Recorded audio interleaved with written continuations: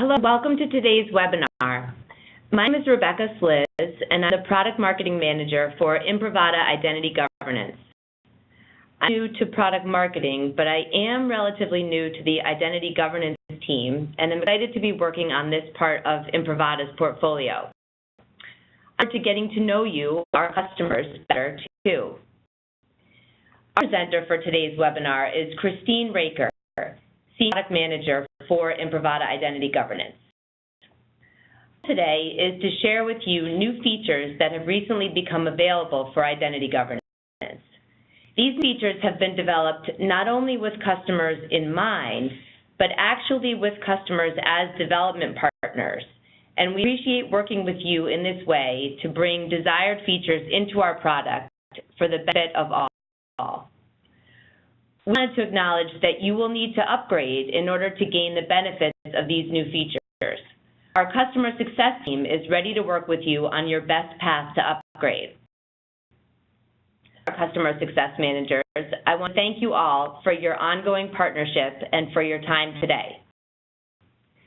A few housekeeping items and then we'll get started. This presentation is being recorded. Everyone registered will receive an email with a link to the recording if you would like to listen again or share the information with your colleagues. Please submit your questions at any point during the webinar using the question box, not the chat box.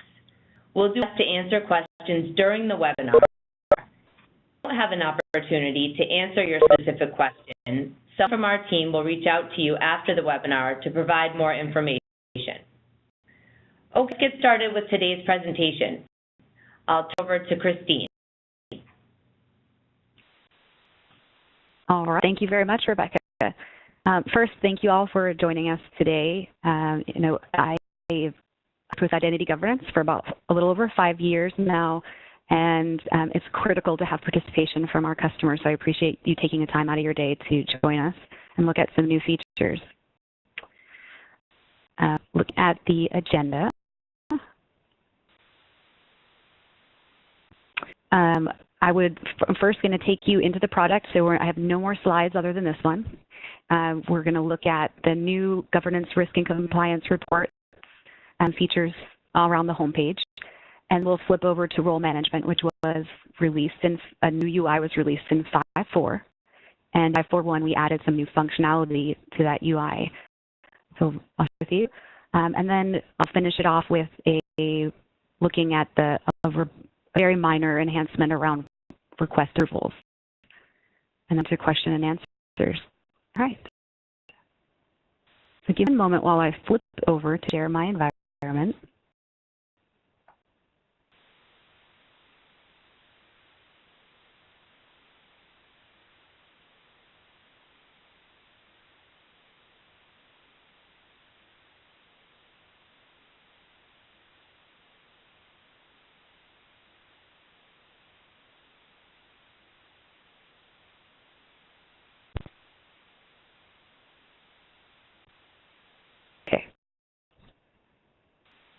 So here we are. I'm already logged in on this VM into the identity governance homepage.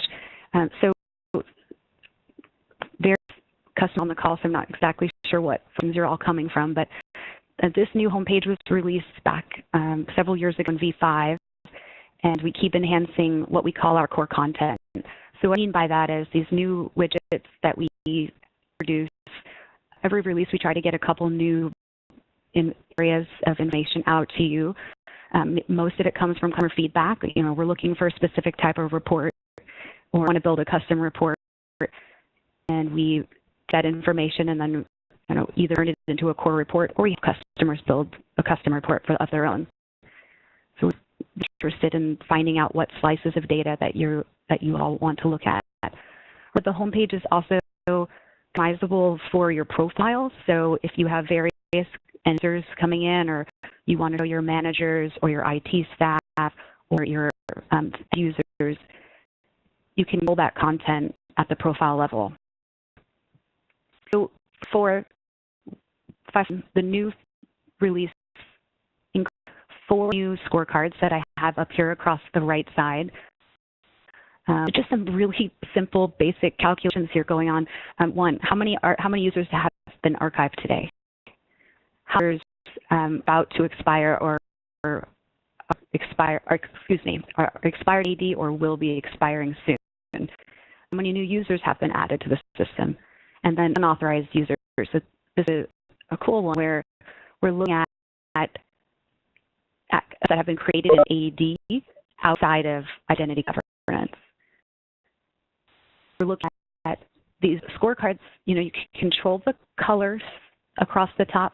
You also control the drill downs. So from here, I can write into looking at the 4 users that are about to expire, seeing that their dates are coming up soon, and then remember that this is all integrated, so we can also take action on these users right here.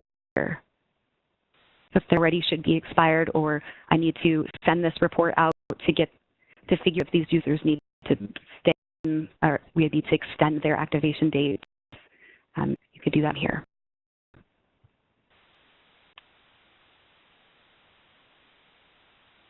Page, I mentioned that you can change the colors of these. These are basically scorecard thresholds. You can red and black based on how you want to capture the end user's eye. Another piece that we added for 541 was the license count by application. We often get questions around how do we know how many applications we need in these underlying apps? How do I know I'm overpaying one of our vendors for licenses? So this will actually give you a quick count of the active application accounts that ID is managing. And again, if we drill down into one of these, we're going to get our full list of users that are using the application. So one of bringing in DRC features, we want to get to where we can pull data from underlying apps and combine it with provisioning and identity governance's information, and then report out on it all in one. So we're getting closer to getting there with over like this. We can then combine it with a feed coming from the underlying app and actually compare what's in centricity to what identity governance believes is in centricity.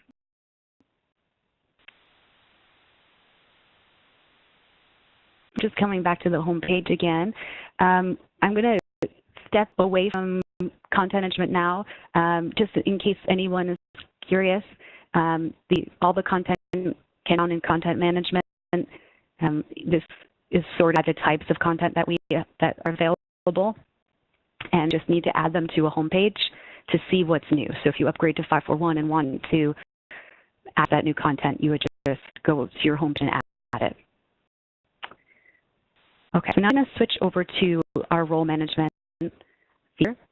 And the whole entire new UI was released in 5.4, so earlier this year. And earlier this month, we released 5.4.1. And 5.4.1, we took feedback from some early customers looking at some test environments of 5.4.1.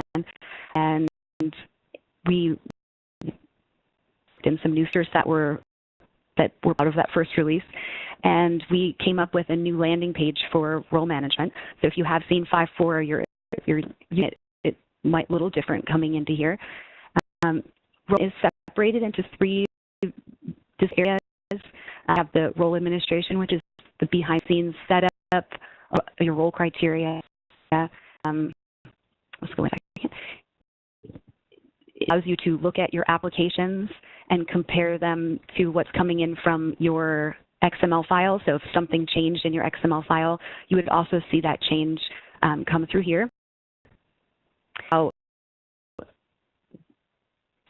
And applications into role management. Other things you can hear, we can also the role criteria values. So I'll show you what this looks like when we go to add a role, like that these values come in play all the time with how you can only create roles based off of role crawls that exist. So we can have ways to, if you're an existing customer, to be able to import all of that information out of your existing role, either if you're looking at a spreadsheet or a role database, we can pull that over into this environment, new database schema. And you can see that in this role illustration, we actually have some steps here that will help you import your role data to your role criteria and get you off the ground running. So an upgrade is actually not too many steps at all. To talk about that upgrade for one moment,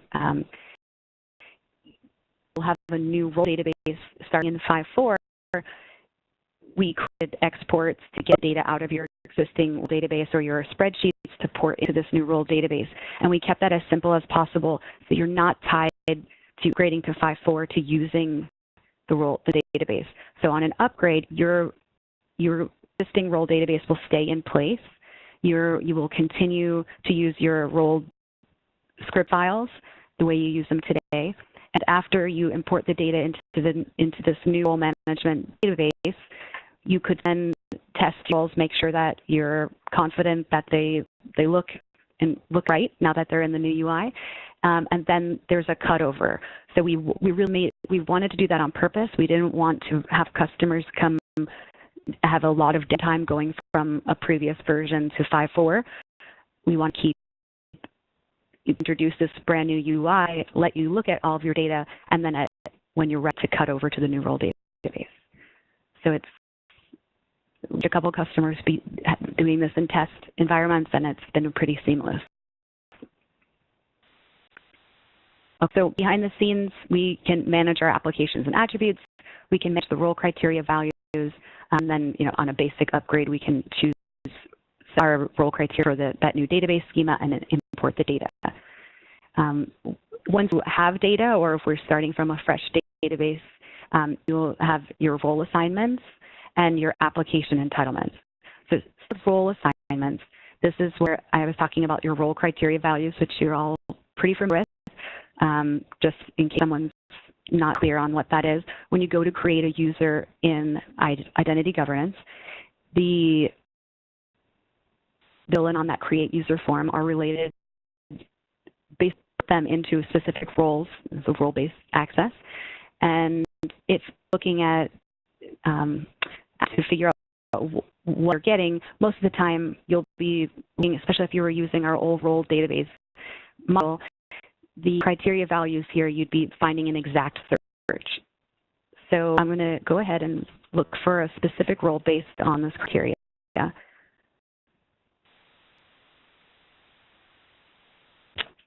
And the head controls, because all of the environments that we use for our testing, hundreds of thousands to hundreds of thousands of values in these fields. So we wanted this to perform well.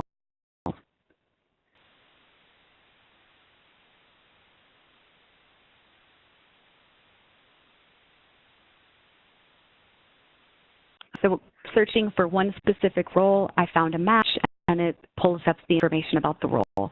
I can see the criteria sets that are in the role. I can change the role if I need to. I can delete the role here. I can also go in and look at the applications that make up the role. So if I want to look at whether it's a default role, I can see that. I can see exactly which applications that the physicians in the ER would get. I get the entitlements for a specific application. I can delete entitlements pretty easily. I can also edit entitlements by going to edit screen. This is going to show me all of the available attributes that are open for roles. Then I go into a specific attribute, look at the attribute values. I can also see very quickly, even though I'm looking at a role, I can also see what other roles are using specific values. If I need to make a change or I need to confirm that this role correct values, I can kind of get a sense by comparing to existing roles. I can also see that the history of this and see what has been changed on the attribute value itself. If I see the value that I need, I can quickly add the value. So this is a basic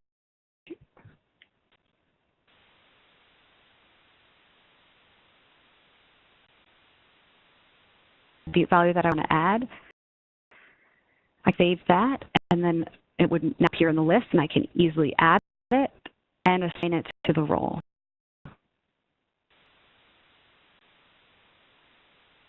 And this will refresh and show me already that this new value has been added to the role. Keeping track of everything that's happening in these roles on the History tab, any changes to the role criteria, any changes to applications coming in and out of the role. We're going to look at any criteria sets that have been added or moved. So all information on every role is tracked right here in the UI now. You can come back to that screen here. So let's create a new role group. This is going to take me into a view where I can actually see what's in all these dropdowns, so I'm not guessing at the values. We can search by name. So once you are into UI, or you maybe in V5 before the management, you had roles with named roles. You can use the lookup control to and it will pull up the role. And for 541, we also added this advanced search because let's face it, like I have 4 role criteria here. Most of our customers we've seen do not. They have 6 and 8 different types of role criteria. And to remember the value for each of these, this would get to be quite impossible. So with this advanced search, you can group and add, and you can do and and ors, so you can get really detailed information out of here. I'm just going to do a simple search here. Oops. You'll see that it's going to pull up all the roles that match that criteria. So now I have a fast way to look through roles that have a similar characteristic or many similar characteristics. From here, this is just going to pull up the different roles, and I can see the various roles that are of M-type employee. If I needed to make a change to all of these roles based off of maybe they're all going to get a new application, it's really easy to go through each here, a new application.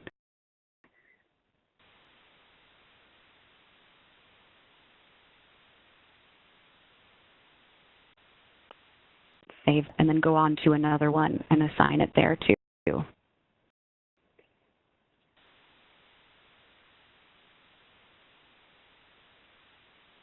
Same thing goes for adding entitlements. So once I have this list doesn't go away until I click Start Over. So we can a set of roles and make some changes pretty quickly to them now in 541.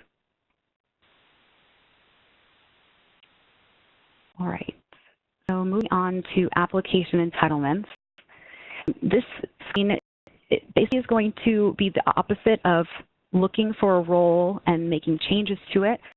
We're going to be looking at the opposite side. So if we look at the centricity application and we look at that group attribute, this is going to show me all of the attribute values exist. If I start drilling into these, it's going to show me the roles that are using this attribute value. It's still going to show me which, so let me back up for a second. It's going to show me 3 important roles here.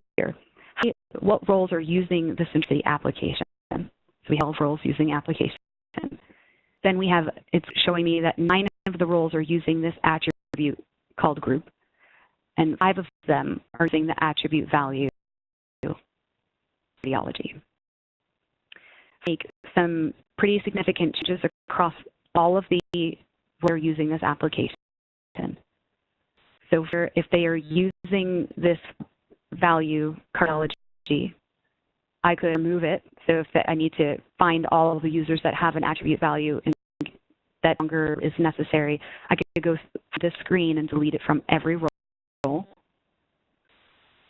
I could flip between the different values here and figure out what roles are using the various values and how many, what the counts are for those values. And I can also do a quick assign.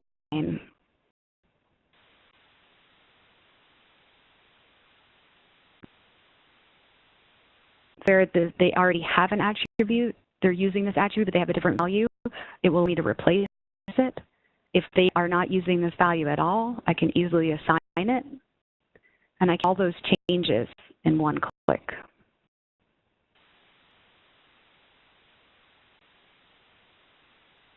So edit this value, and if I need to make a change to this value, I can make a change here, and it would go and select all of the roles here, because instead of it being stat-based, these are just pointers to attribute values now. So we can go ahead and make a blanket change, and it would change all of the roles.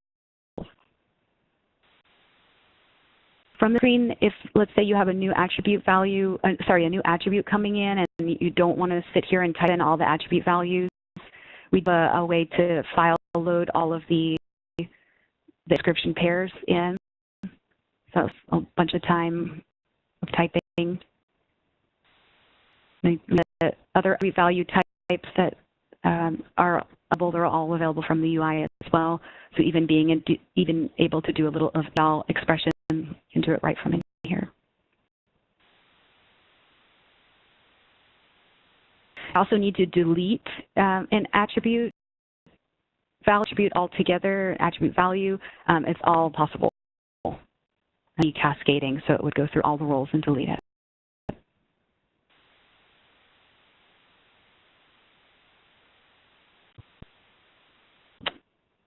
All right, so let's switch over.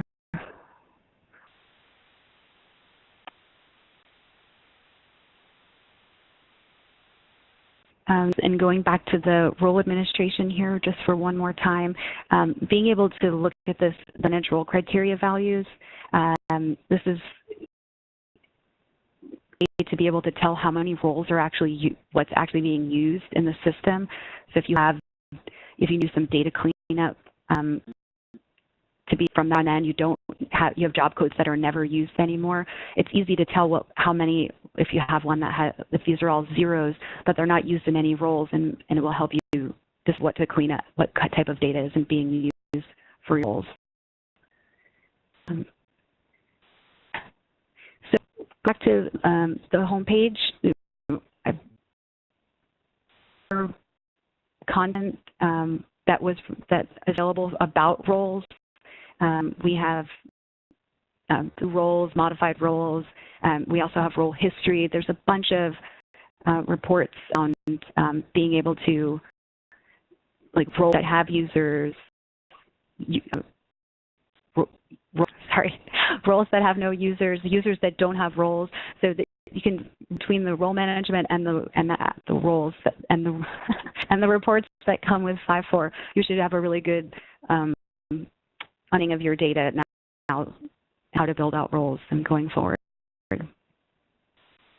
Okay, so I'm going to switch over now to a different and I'm going to log in now as a request, an approver in the system. Show the last feature that it added in 5.4.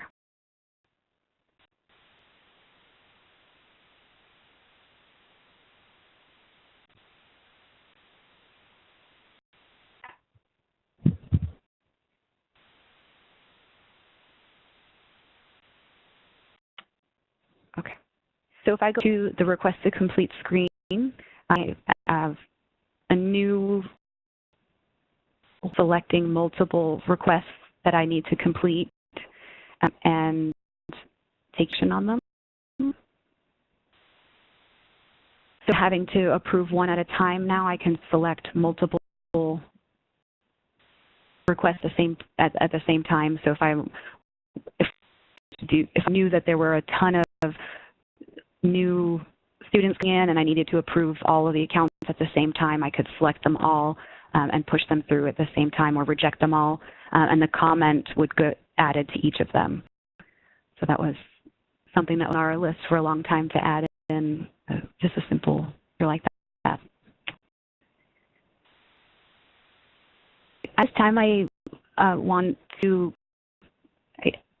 show that we did also for the export of data to Excel.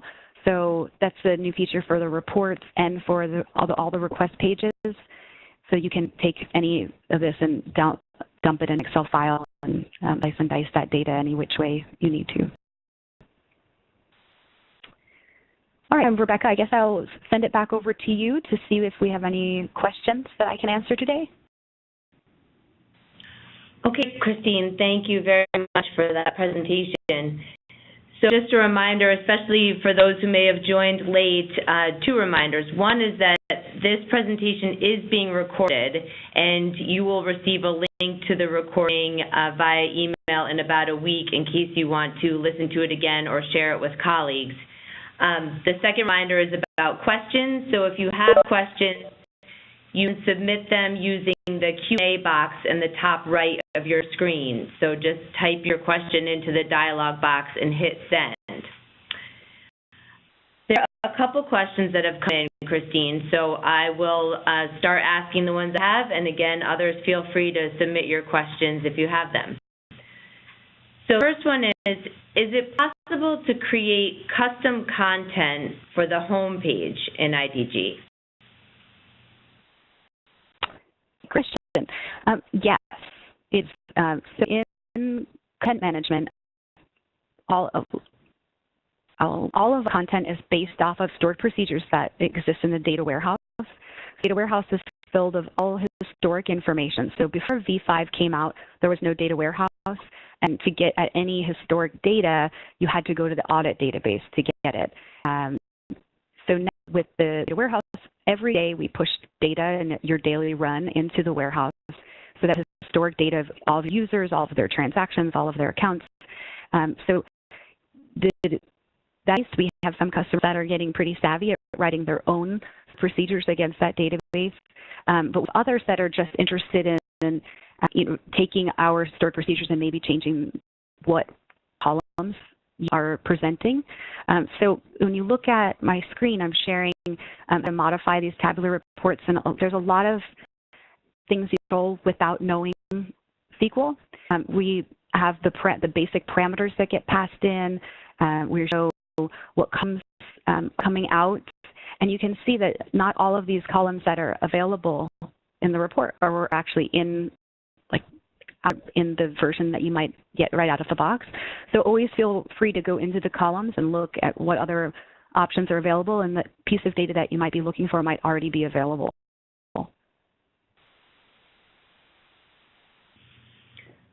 Okay, we have another question that came in, which is, does this all work with Chrome? Yeah, we support IE 11 and Chrome. We actually have some customers that are looking at it on other browsers, but those are the two that we support and we verify testing on. Here's another one. Can you walk through creating a brand new role?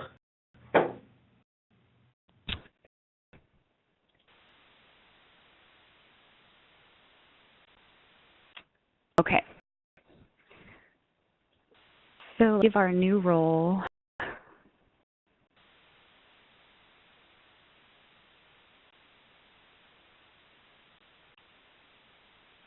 Okay.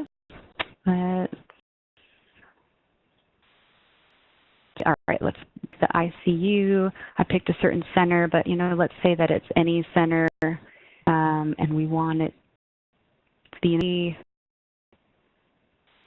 and what's nurse or child. All right, so there we have the criteria that would be set for this role. Now what they're going to get.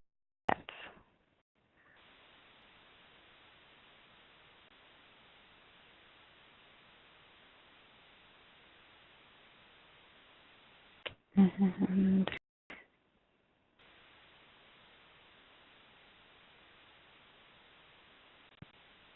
all right. So once I've assigned the applications here, I can set them as default and right into building entitlements.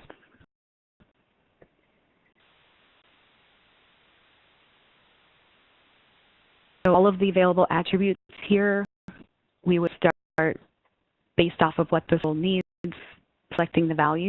And again, just have this third come over to share with me what other roles are using this. As I'm making the select here, I can see the current assignment is nothing, and I can see that what the proposed values are. So go through these. If you modifications, you could see what it was, and always make sure that what you're changing it to is not the wrong thing. Anyway, I could keep going through all of these. I'm just going to fast track and just do a couple assignments here. And then I could go into another application and do the same thing. And once this role is established, because the applications and the attributes are set to live, then a user coming in would automatically get the setup here today in the role.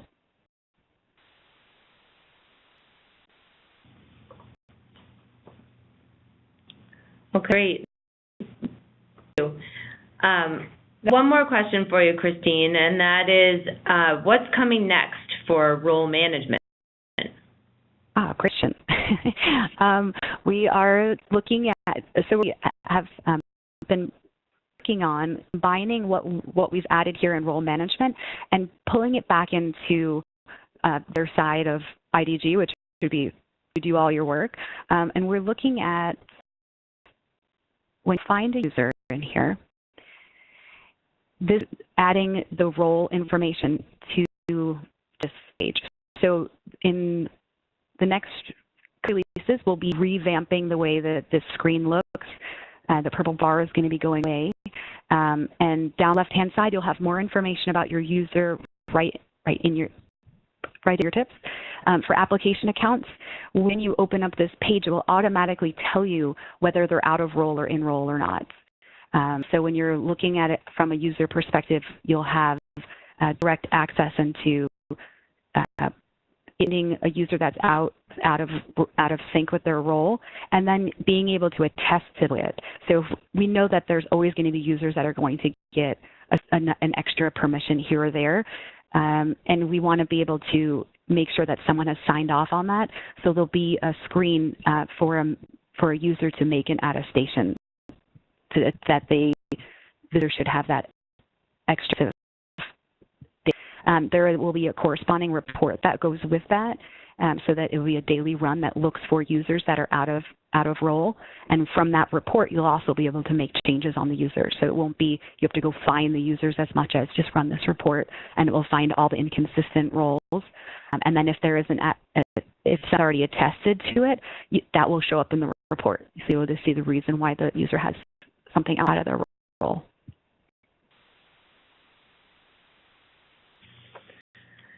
That's like exciting stuff to come. So that is, okay, we just got another question that came in. And the question is, can you easily cancel a workflow that is in progress, like mid-jobs?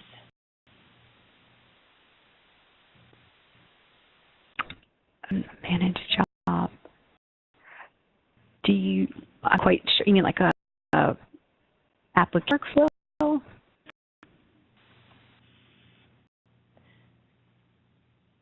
Exactly, but that is the question that came in.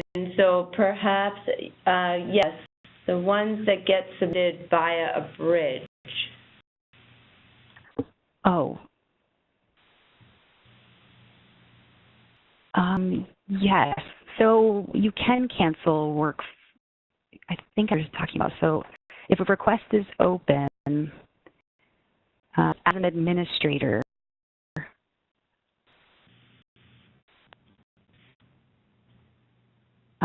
yes, you can cancel the request. Okay, great. So we're almost at the end of the webinar, but before we close, we wanted to share with you an exclusive opportunity for our identity governance customers with Gartner. Gartner, as many of you know, is the leading research and advisory company in IT. they have approached Imprivata about gathering customer insights around identity governance on their Peer Insights platform. Peer Insights, if you're not familiar with that, but it allows IT professionals and decision makers like yourselves to read and write reviews on various IT solutions. The goal is to help IT leaders make more insightful purchase decisions and to help technology providers improve our products by getting objective and unbiased feedback from customers. It's the opportunity to share your experiences, and we'd love it if you would consider participating. So following this webinar, we will send out an email with a short survey to gauge your interest in participating in the Gartner opportunity. And the email will also contain a link to the recording of today's webinar. Thank you all for the ways that you engage with Imprivata. As Christine mentioned when she started, your feedback and input is what allows us to see continuous improvement in our products and solutions. Thank you very much, and this concludes today's webinar.